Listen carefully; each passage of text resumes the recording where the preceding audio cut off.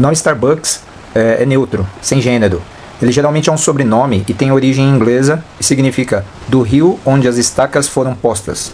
Na antiga série dos anos 70, Battlestar Galactica, ou Galactica, Astronave de Combate, tínhamos o piloto Starbucks, um homem.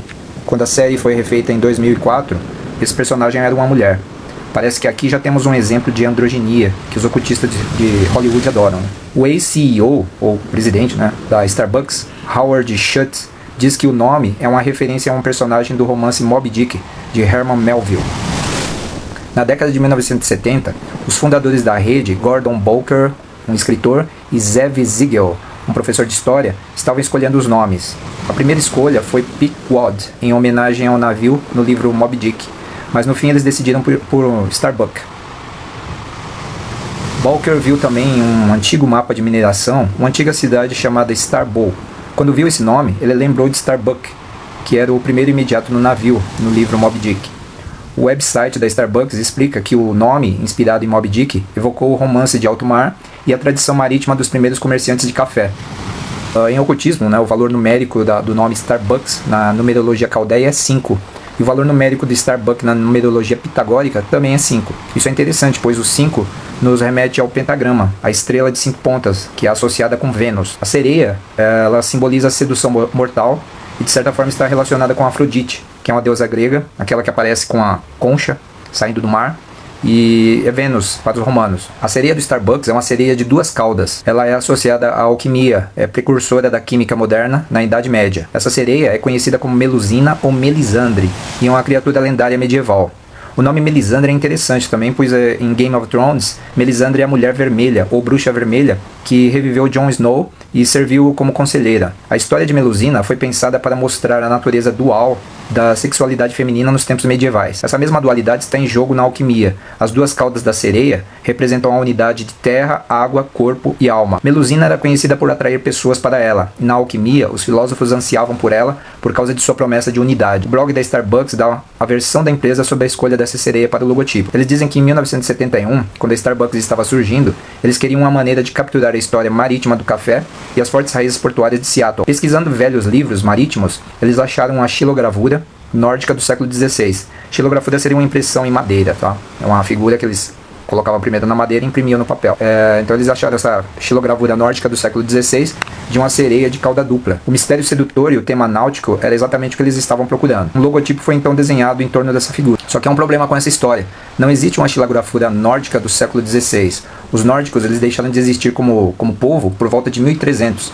As xilografuras só chegaram à Europa por volta de 1400. Então encontrar uma xilografura nórdica do século XVI seria impossível. A lenda de Melusina está profundamente enraizada na história da França até os dias do rei Carlos Magno. Várias casas reais traçam sua linhagem da família de Melusina, incluindo as casas de Plantageneta, Angevin e Anjou. Muitos governantes de ascendência francesa ao longo da história, incluindo Ricardo Coração de Leão, o rei da Inglaterra, aquele da história lá do Robin Hood, afirmaram ser descendentes do demônio. Relatos dizem que o rei Ricardo gostava de falar que era descendente de uma condessa de Anjou, que na verdade era a fada Melusina, concluindo que toda a sua família vinha do demônio e voltaria para o demônio.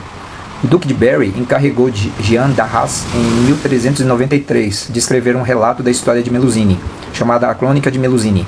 D'Arras abreviou Mère de Lusignan, ou Mãe dos Lusignans, para formar o nome Melusina. Melusine era filha de Precina, uma fada da água, e de um homem mortal, o rei Elinas ou rei Helmas. O rei Elinas encontrou Precina na Fontaine de la Soif, a fonte da sede, e se apaixonou por ela.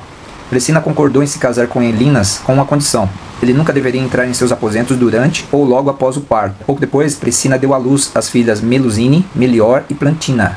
A curiosidade do rei logo o dominou e ele quebrou sua promessa. Magoada, Precina foge com seus bebês para uma ilha escondida, Cefalônia. Anos depois, Precina leva suas filhas para ver o reino de Elinas, o pai das meninas. Precina lhes conta sobre a promessa quebrada por Elinas. Melusine decide se vingar de seu pai. Com a ajuda das irmãs, ela sequestra Elinas e o aprisiona dentro de uma montanha. Precina fica furiosa ao descobrir isso. Ela amaldiçoa Melusine. Depois disso, todos os sábados, a metade inferior de Melusina se transforma em peixe ou serpente. Melusina se torna adulta, morando sozinha na floresta. Na floresta, Melusina encontra Raimondin, ou Raimondan, que é o conde de Anjou, ou o duque de Aquitânia, dependendo do relato.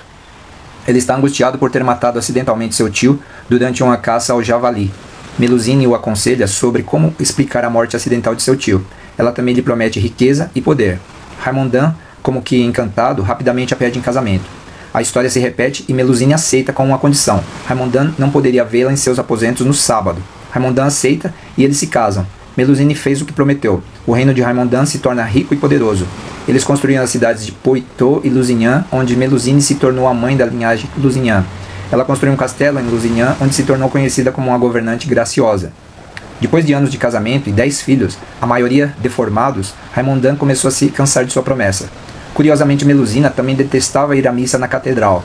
Um dia, em um acesso de ciúme, Raimondan olha nos aposentos de Melusine e a vê tomando banho. Raimondan nunca contou a ninguém sobre o que tinha visto, até que um dia ele o fez. Raimondan tentou se convencer de que nada estava errado, mas então seus filhos começam a fazer coisas ruins, como quando seu pequeno filho Joffrey incendiou algumas igrejas.